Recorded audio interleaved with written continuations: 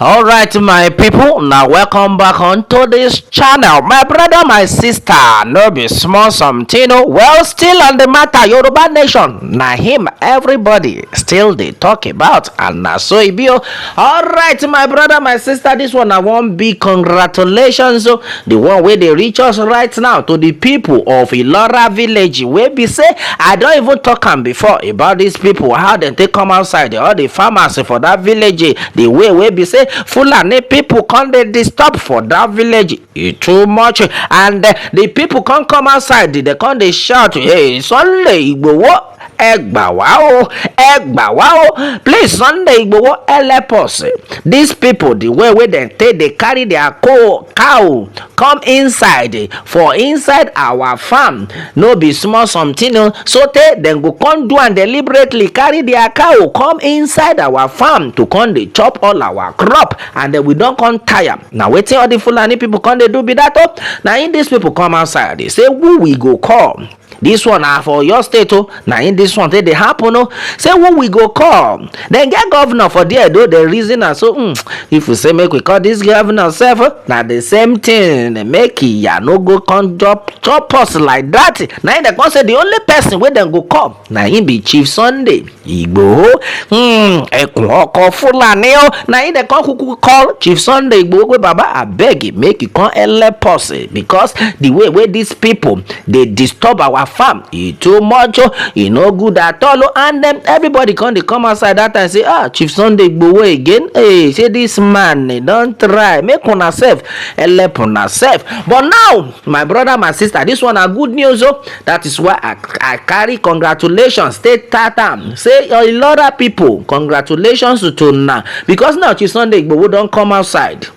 He don say all the Fulani wey be say dem dey kpai wey be say dem carry themselves put for inside Ilora village for your state, wey dey disturb all our people, wey dey say make all our people no go farm again. Now Chief Sunday Igboho don come outside say he no wan take im eye see dem. Say now make dem no think say im dey Germany, say im don come because of dem na im make am dey Nigeria. Now he don come o, say he no go gree, say make dem remain for inside that farm. Say now all the thing wey these Fulani people dey do in people, he don talk am before, now he still wan talk am again.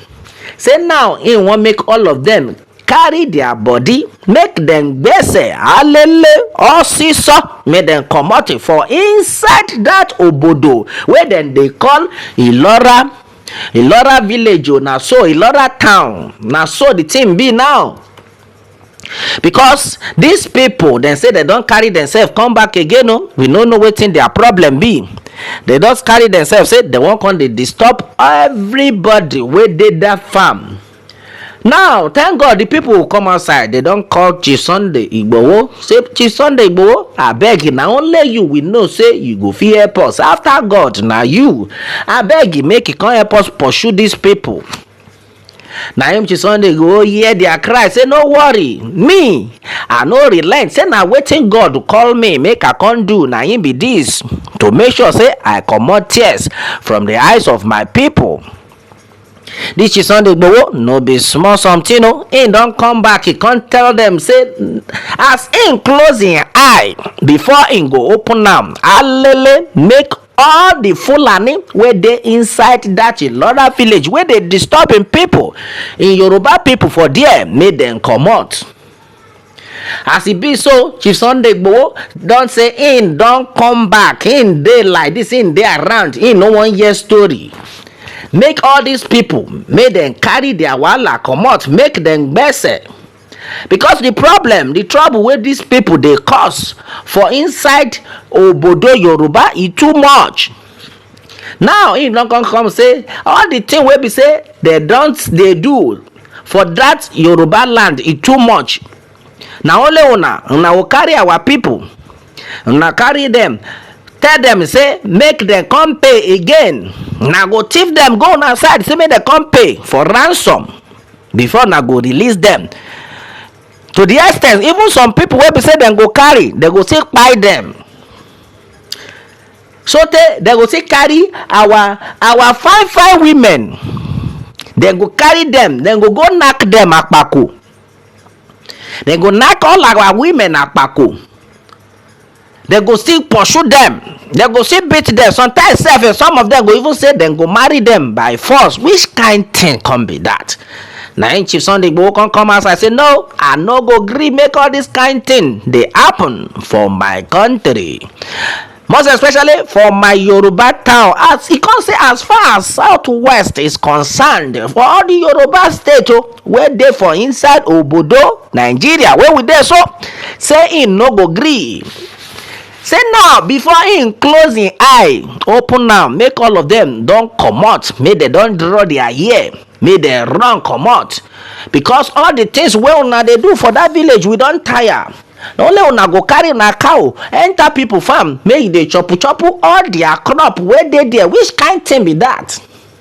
He say e no wan hear story, say na come use una nonsense power make una come dey use that kind thing dey lock our people up. So if our people even go report for police station, police go still dey tell dem say make dem wait down, make dem hold on small, dem go still detain our people. Now Chief Sunday Igboho wey be say God don dey use, in fact he don dey use am since tey to help the Yoruba people. He don come outside to say now he no wan hear story, and then he no call on the governor of Oyo State, Governor Seyi Makinde, unto this one. Say, Governor Seyi Makinde, I beg you, make you support me for this one.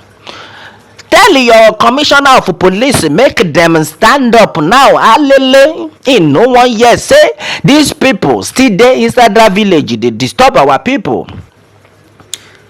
Now Chief Sunday Igboho don say make na no think say in dey Germany, say because of these people na him make am come outside, come back to Nigeria. Say no, he no go gree. Na wetin he go take, him go give am. Na wetin he go take, na him he go give am. Say make dem comot all seesaw, make dem gbese, gbe body, gbe hand, gbe anything wey dem fit gbe. All their load make dem carry am, even if na for leg dem wan take carry their load. E no concern Chief Sunday Igboho unto this matter. We no dey joke. He don talk am say him no dey joke with them at all.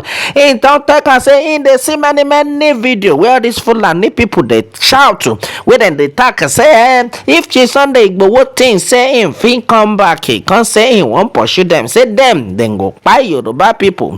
They don tell them say all this one wey dem dey talk, dem just dey deceive themselves. Wetin him know be say make all of them, make dem comot all their load, all seesaw, comot for that village wey we dey call Ilora village for inside Oyo State. Na so e be na the matter wey dey reach our table, na im be this wey I can say make I let una know wetin dey go on. Okay, Chibuzo Iwata go.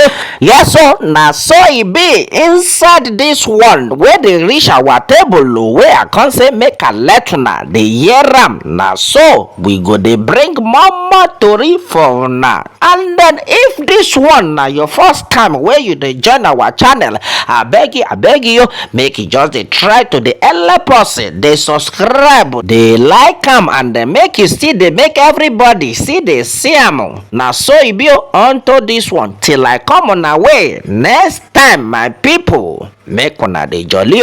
Bye for now.